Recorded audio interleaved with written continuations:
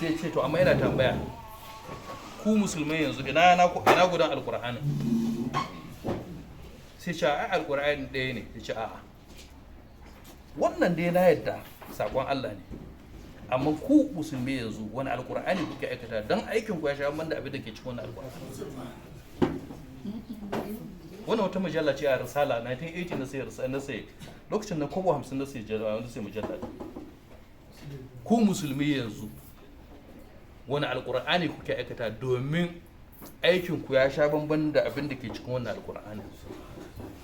Wannan kirista ne ya karanta alkur'ani ya gano cewa musulmi akwai bambanci tsakanin musulunci da suke aikata da abin da ke rubuce a cikin alkur'ani. Saboda haka musallam ne ba buƙatar mu tsaya mu convincing ɗinka cewa yanzu ba doka Allah ake bi. Kuma wani abu guda shi ne wala nas'alanna alladhina ursila ilayhim wala nas'alanna Allah zai tambaye waɗanda aika mawa kuma zai tambaye manzanni. Yanzu aka tambaye Muhammadu Rasulullah cewa an baka sako zuwa ga al'umma ka isa, manzan Allah zai ce iya isa.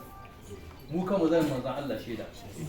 Yanzu nan cikin mu waye raye da annabi wa ma ko da ke mun zama tabi'ai ko tunda mun ga hoton addibi na hafi wannan ma Allah da aka turo da bujurbin ai sai mun zama digital da tabi'ai.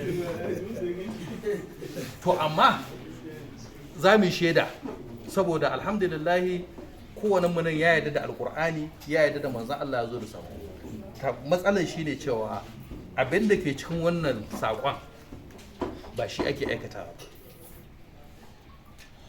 To in muka je gobe kiyama Allah ya tambaye mu me za mu ce ma Allah cewa haka ne ya Allah ka aiko Muhammadu Rasulullah fiyayyen halitta da fiyayyen littafi kuma ka ce mu khairu ummatin ukhrijat lin nas.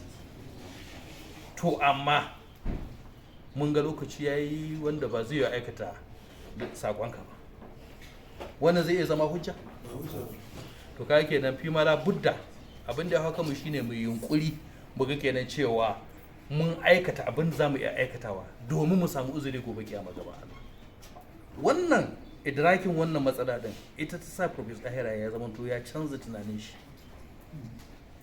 ya ga cewa lalle fi mala budda wannan da awai cewa a dawo a koma mu musulunci 100% tabbas ita ce gaskiya. Kuma ya ce ya sha karantawa ya san akwai matsala a cikin tarihin musulunci wanda yana neman ansa.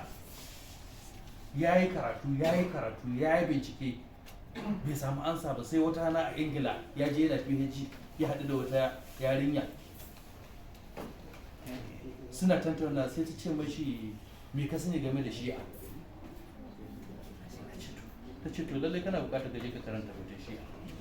A wannan abu ya challenge din shi ya fara karatu to duk wannan ansar da yake nema sai kuma ya ga manifestation din shi aikace a cikin jagora Malam Ibrahim da kuma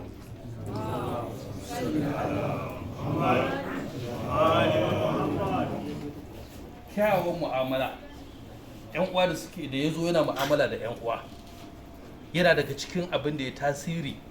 Na farko dai ya karanta ya zo yana gani kuma a aikace. Wannan abubuwan sun yi tasiri akan Prof Yahya akan kasance shi. Duk inda ya je jawabi zaka ji ya ce da wuya ka samu dan Shi'a mai zaman banza. Yace yan Shi'a akwai su da kokarin neman na kansu. Dan Shi'a har yakan bada misali cewa dan Shi'a in tela ka ba shi dan Shi'a tela abin na dinki in yace ma ka dawo rana kaza to sai dai ka iske cewa ya kammala. An shaje yana fiɗe ire-iren waɗannan abubuwan. To ire-iren waɗannan kyawawan mu'amalolin waɗanda ya gani a cikin uwa sun taimaka wurin ƙara fahimtar shi da ita wannan gwagwarmaya. To kuma al'amari na tarihi na bincike wanda ya yi har ta kai shi ga abin nan istifsari ya canza mahangar shi ta tarihi. Profesan tarihi ya gama rayuwar shi can ƙarshen rayuwar shi ya ci tsayayen nazari sai gano cewa fi ma lafudda ko wani musulmin tsakanin ita wannan al'umma din da manzan Allah kuma wannan ita ce ahlul bait alaihi wassalam.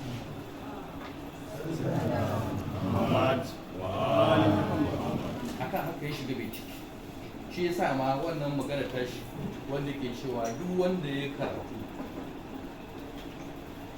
ya zama duk profesan da ya bincike bai zama dan shi'a ba to ba profesa ba.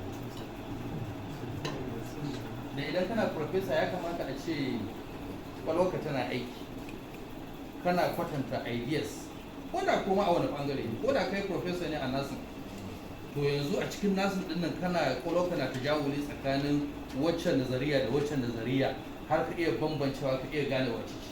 In kai profesa ne a injiniyarin, to ya kamata a cikin injiniyarin nazariyoyin da ke akwai kwalwarka tana hallalewa.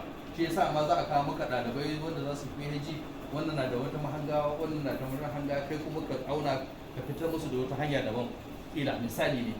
Saboda haka wannan shi ya sanya ya zama to ya kai ga binciken shi, ya kai ga har ya zama to ya intikali, kuma yana da wannan kaulin mashhur, duk wani wanda ya karatu bai zama shi'a ba to lallai bai cancanta ya zama profesa ba.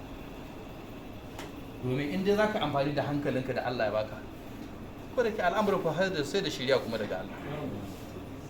Mun gode ma Allah bisa ga shirya da ya ba.